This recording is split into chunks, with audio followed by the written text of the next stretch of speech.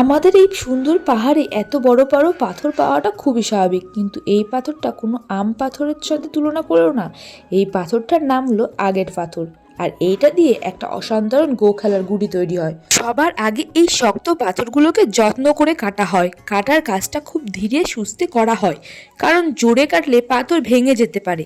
তাই আমাদের পূর্বপুরুষদের মতে আজও আমরা কাঠের তৈরি সেই পুরনো হাতিয়ারে ব্যবহার করে থাকি, যাতে ধৈর্য নিয়ে পাথরগুলোকে ছোট টুকরোয় রূপ দেওয়া যায়। এরপর শুরু হয় ঘষে ঘষে মসৃণ করার প্রক্রিয়া। কেন? কারণ গুটির পৃষ্ঠ যদি মোলায়েম না হয় তাহলে খেলতে অসুবিধা হবে।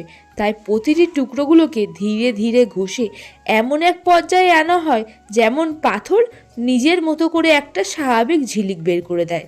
তারপর আমাদের পাহাড়ি কাঠের মেশিন দিয়ে পাথরগুলোকে গুটির আকারে তৈরি করা হয়। এক একটি গুটি নিখুঁতভাবে গোল করতে হয়, কয়েকদিন পর্যন্ত লেগে যায়, কারণ গুটির আকৃতি, ওজন আর ভারসাম্য সবই খুবই গুরুত্বপূর্ণ। যখন গুটিটা একেবারে চকচকে হয়ে ওঠে, মনে হয় যেন প্রাণ পেয়ে গেল।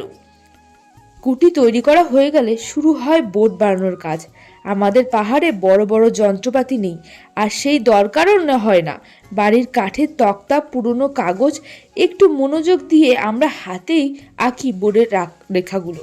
কারণ আমাদের মতে নিজের হাতে তৈরি করা কিছু যেন একটা আনন্দই অনুভূতি, সেটা কোনো কোনো কিছুতেই ভাগ করা যাবে না। সব তৈরি হয়ে গেলেও শুরু হয়ে গেল আসল আনন্দের মুহূর্ত।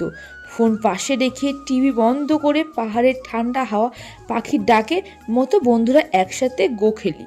স্বল্প হয়ে বেশি হয় মজা, আর কিছুক্ষণ মনে হয় জীবনে এর চেয়ে শান্তি আর কোথাও নেই। এই পাথর, এই গুটি, এই বোট, সব মিলিয়ে এগুলো আমাদের শিল্প, আমাদের ঐতিহ্য আর আমাদের ভালোবাসার অংশ। তা চলুন, আপনারাও যদি এই খেলা খেলতে চাও, চলে আসো আমাদের এই পাহাড়ে।